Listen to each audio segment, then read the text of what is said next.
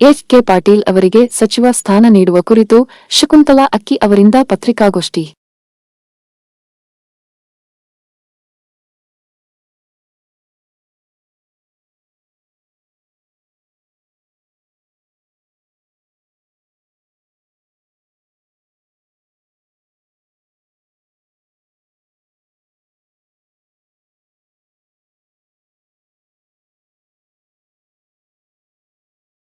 ಇವತ್ತು ರಾಜ್ಯದೊಳಗೆ ಏನು ನಮ್ಮ ಎಚ್.ಕೆ. ಪಾಟೀಲ್ ಸಾಹೇಬರಿಗೆ ಒಂದು ಸಚಿವ ಸ್ಥಾನ ಕೊಡದೇ ಇರೋದರ ಪ್ರಯುಕ್ತವಾಗಿ ನಾವು ಇವತ್ತು ಈ ಒಂದು ಪ್ರೆಸ್ ಮೀಟ್ ಮಾಡುವಂಥ ಇದಕ್ಕೆ ನಾವಿಲ್ಲಿ ಬಂದಿದ್ದೀವಿ. ಏನು ನಮ್ಮ ಎಚ್.ಕೆ. ಪಾಟೀಲ್ ಸಾಹೇಬರು ಒಬ್ಬ ದಿಟ್ಟ ನಾಯಕರು, ಕರ್ನಾಟಕ ಅತ್ಯಂತ ಹಿರಿಯ ನಾಯಕರು. ಅಂಥ ಒಂದು ನಾಯಕರನ್ನು ಮೊದಲ ಲಿಸ್ಟ್ನೊಳಗೆ ನಮ್ಮ ಸಾಹೇಬರು ಒಂದು ಸಚಿವ ಸ್ಥಾನ ಕ್ಯಾಬಿನೆಟ್ನೊಳಗೆ ಹೆಸರನ್ನು ಅವ್ರದ್ದು ಇರಬೇಕಾಗಿತ್ತು. ಅವರು ಈ ಹಿಂದಿನ ಇದರೊಳಗನ 4-5 ದಶಕಗಳಿಂದ ರಾಜಕಾರಣದಲ್ಲಿ ಇದ್ದಂಥ ಒಬ್ಬ ಧೀಮಂತ ನಾಯಕರು. ಅಂಥ ನಾಯಕರು ಮುಖ್ಯಮಂತ್ರಿ ಸ್ಥಾನದಲ್ಲಿ ಪೈಪೋಟಿ ಒಳಗಿದ್ದಂಥ ನಮ್ಮ ಎಚ್.ಕೆ. ಪಾಟೀಲ್ ಸಾಹೇಬರಿಗೆ ಇವತ್ತು ಕ್ಯಾಬಿನೆಟ್ನೊಳಗೆ ಅವ್ರಿಗೆ ಸ್ಥಾನ ತೊಗೊಂಡಿರೋದು ನಮಗೆ ಭಾಳ ನೋವಿನ ಸಂಗತಿ.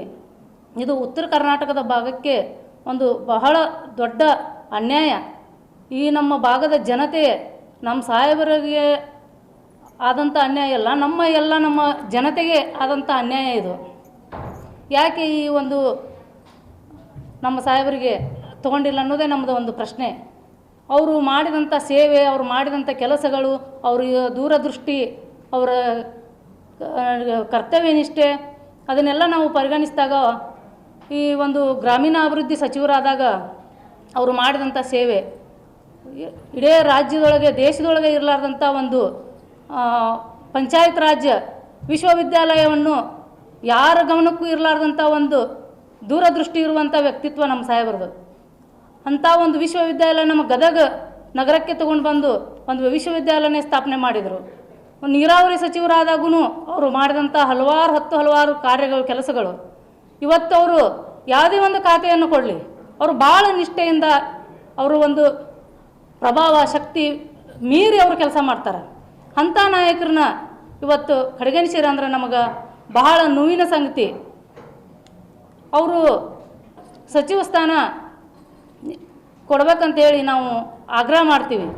ಇವತ್ತು ಸನ್ಮಾನ್ಯ ಡಿ.ಕೆ. ಹರಿಪ್ರಸಾದ್ ಸಾಹೇಬರು, ಡಿ.ಕೆ. ಶಿವಕುಮಾರ್ ಸಾಹೇಬರು, ಜಿ. ಪರಮೇಶ್ವರ್ ಸಾಹೇಬರು, ಖರ್ಗೆ ಸಾಹೇಬರು, ರಾಹುಲ್ ಗಾಂಧಿಯವರು, ಸೋನಿಯಾ ಗಾಂಧಿ ಮೇಡಮ್ ಅವರು, ಇವರೆಲ್ಲರ ಗಮನಕ್ಕೆ ನಾವು ಇಲ್ಲಿ ಗದಗಲಿಂದ ಇಡೀ ಡೆಲ್ಲಿವರೆಗೂ ಹೋಗಬೇಕು. ನಮ್ಮ ಸಾಹೇಬರಿಗೆ ಸಚಿವ ಸ್ಥಾನ ದೊರಿಬೇಕು. ಅವರು ಒಬ್ಬ ಮುಖ್ಯಮಂತ್ರಿ ಸ್ಥಾನದಲ್ಲಿರೋರಿಗೆ ಇವತ್ತು ಉಪಮುಖ್ಯಮಂತ್ರಿ ಸ್ಥಾನ ಆದರೂ ಕೊಡ್ಬೇಕಂತ ನಾವು ಆಗ್ರಹ ಮಾಡ್ತೀವಿ. ಅವರು ಇವತ್ತು ನೋಡ್ರಿ, ಅವರು ಮಾಡಿದಂಥ ನೇಕಾರರ ಧ್ವನಿಯಾಗಿ ಅವರು ಕ್ಯಾಬಿನೆಟ್ನೊಳಗೆ ಧ್ವನಿ ಎತ್ತಿದಂಥವ್ರು ನಮ್ಮ ಎಚ್.ಕೆ. ಪಾಟೀಲ್ ಸಾಹೇಬರು. ಉತ್ತರ ಕರ್ನಾಟಕದ ನೆಲ ಜಲ ಎಲ್ಲದರ ಬಗ್ಗೆನೂ ಭಾಳ ಕಾಳಜಿ, ಬಡವರ ಬಗ್ಗೆ, ದೀನ ದಲಿತರ ಬಗ್ಗೆ ಪಕ್ಷಾತೀತವಾಗಿ ಬಡವರಲಿಂದ ಜಾತ್ಯತೀತ ನಾಯಕರಂದ್ರೆ ನಮ್ಮ ಎಚ್.ಕೆ. ಪಾಟೀಲ್ ಸಾಹೇಬರು. ಅಂಥ ನಾಯಕರಿಗೆ ಇವತ್ತು ಇಷ್ಟು ಸಚಿವ ಸ್ಥಾನ ದೊರೆತಿಲ್ಲ ಅಂದ್ರೆ ನಮ್ಗೆ ಭಾಳ ನೋವಾಗೈತಿ.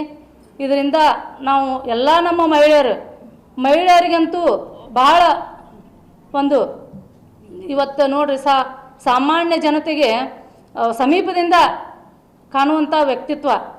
ಅಂಥ ವ್ಯಕ್ತಿಗೆ ಇವತ್ತು ಅವರು ಏನು ಆಡಳಿತಾತ್ಮಕ ಕೊಡ್ತಾರ ಕೆಲಸಗಳನ್ನು, ಅದು ನಮ್ಗೆ ಮುಖ್ಯ. ಯಾಕಂದ್ರೆ ರಾಜಕಾರಣದೊಳಗೆ ಎಲ್ಲರೂ ಹೋಗ್ತಾರೆ, ರಾಜಕಾರಣ ಮಾಡ್ತಾರೆ. ಬಡವರ ಬಗ್ಗೆ ಕಾಳಜಿ ಮಾಡುವಂಥವ್ರು, ನಮ್ಮ ನೀರು ನೆಲ ಜಲದ ಬಗ್ಗೆ ಕೆಲಸ ಮಾಡುವಂಥವ್ರು, ಬಡವರ ಬಗ್ಗೆ, ದೀನ ದಲಿತರ ಬಗ್ಗೆ ಚಿಂತನೆ ಮಾಡುವಂಥವ್ರು, ಅಂಥ ವ್ಯಕ್ತಿತ್ವ ನಮಗೆ ರಾಜಕಾರಣಿಗಳು ಬೇಕು. ಈಗ ಬಡವರಿಗೆ ಸ್ಥಳದಲ್ಲಿಯೇ ಪರಿಹಾರ ಮಾಡುವಂಥ ವ್ಯಕ್ತಿ ಬೇಕು. ಅಂಥವ್ರು ಇವತ್ತು ಕ್ಯಾಬಿನೆಟ್ನಾಗ ಇಲ್ಲ ಅಂದ್ರೆ ನಮಗೆ ಭಾಳ ನೋವು ಆಗ್ತಾಯಿದೆ. ಅದಕ್ಕೆ ನಮ್ಮ ಸಾಹೇಬರಿಗೆ ಈ ಉಪಮುಖ್ಯಮಂತ್ರಿ ಸ್ಥಾನ ದೊರಿಬೇಕು. ಅದನ್ನು ನಾವು ಕೊಡಲಿಲ್ಲ ಅಂದ್ರೆ ಮುಂದಿನ ದಿನಮಾನಗಳಲ್ಲಿ ಉಗ್ರವಾದ ಹೋರಾಟವನ್ನು ಮಾಡೋಕ್ಕೆ ನಾವೆಲ್ಲ ಮಹಿಳೆಯರು ಸಿದ್ಧವಾಗಿದ್ದೀವಿ. ಇದನ್ನು ನಾವು ಎಲ್ಲ ನಮ್ಮ ನಾಯಕರುಗಳಿಗೆ ನಾವು ಮುಟ್ಟಿಸುವಂಥ ಜವಾಬ್ದಾರಿ ನಮ್ಮ ಕೆಲಸ ನಾವು ಮಾಡಕತ್ತೀವಿ.